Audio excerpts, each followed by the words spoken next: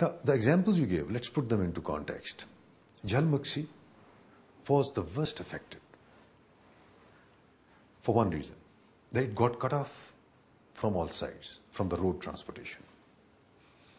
But if you read the two articles which Jhalmaxi, Nawab Maxi's son, Saifullah, who was part of those operations, in which the military helicopters, ferried the logistics, and you might have seen those photographs.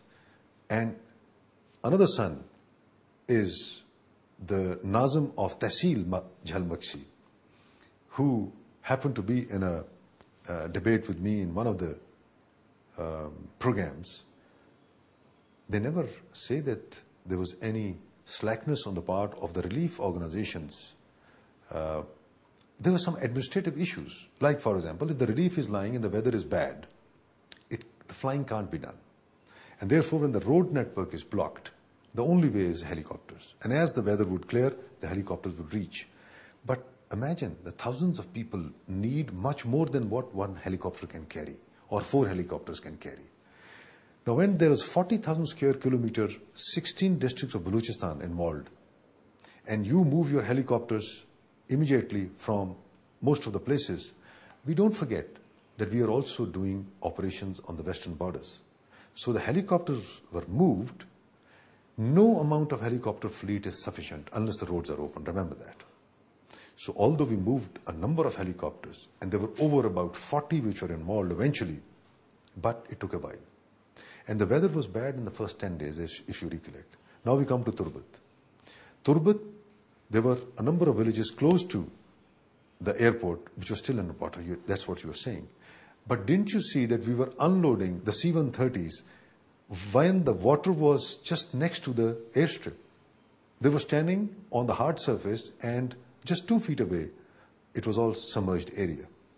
The point is, cyclone activity generates so much of rain that it almost overwhelms. We have been flying in a very, very bad weather in Turbat and places like that. And mind you, Turbat eventually has the credit of being delivered the most in terms of everything. And also, keep in mind that this road which links Turbat with Karachi and other places had from 11 places been washed away. So we used naval ships. We used not only army aviation, but hats off to C-130s, which flew in over 119 sorties. And out of these, 44 were dispatched to Turbat. But I take this point, when the calamities of that nature, you cannot reach all the places simultaneously. There will always be people who will be unsatisfied and not served as well as you would like to. So, what is the point of having NDMA? Because having provincial disaster management authorities, we're going to have the same problem, that they wouldn't be able to reach everywhere and in time. So what is the point of having NDMA if we're going to have... That's a good question. There are efforts at various levels which are generated. One is the local effort at the district government level. That's why you have District Disaster Management Authority as per law. It's headed by the Nazim, who is a political leader. Now, who supports the district? It is a province. So once a second effort is to be generated or reinforce the effort of a district, the provincial authorities get involved. So within the province, there is a department of the Provincial Disaster Management Authority. What about that effort which needs to be generated from the national assets or from the international community? Who's to control and coordinate all this? So therefore, there is a requirement of a National Disaster Management Authority. Now this, you are looking at it from a narrower perspective, only relief. NDMA has a far greater scope. What is that? It is to generate certain capacities much before any kind of a disaster happens. May it be awareness, may it be the government departments' capacities to handle their own affairs, preparations of disaster management plans right at the district level, provincial levels, tying them up all the way up to the national level, or even developing the backbone of communication infrastructure which we are now trying to develop and linking up all these entities into one chain. Now remember, NDMA is not only floods or earthquake. NDMA is supposed to be responsible to the political leadership and to the nation for managing all kinds of human-induced and man-made, human-induced and natural disasters.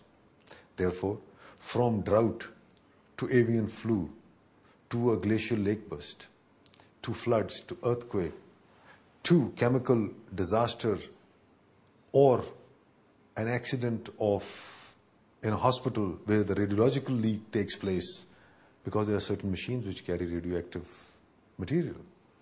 It is NDMA which is supposed to be responsible. So will we see NDMA coming into action if there is a fire crisis in the country? I hope so, not too often. Okay, moving swiftly back to the earthquake area. What is the status of the fault line? What are the seismic surveys saying? How prone is this area to another earthquake, if not of that magnitude, probably a lower magnitude or something probably bigger than that? Is that a possibility? Yes. In short, yes.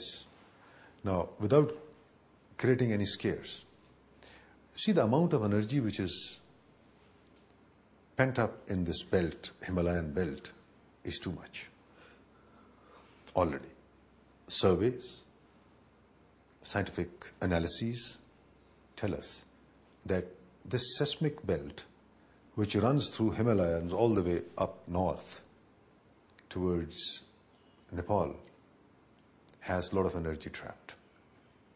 So, when can that energy be released at various pockets? It is anybody's guess. What will be the scale on the Richter scale? Again, it's a guess. But generally, scientists say that, God forbid, should there be an accident of that kind, it will be more than what we have already seen. Right. Now, so, coming on to the second part of your question as to what is the seismic zoning within the country. Unfortunately, Pakistan is crisscrossed by various fault lines. And from Balochistan to any part of the country, there is one kind of another fault line which is crossing. So we are in a seismic active zone. We need to have certain measures taken, and those measures are that the approved building codes must be followed. So there is a responsibility. Now, you will ask, what did NDMA do to ensure that the buildings are made according to certain codes? Look, NDMA can only tell people, these are the building codes already approved by the government.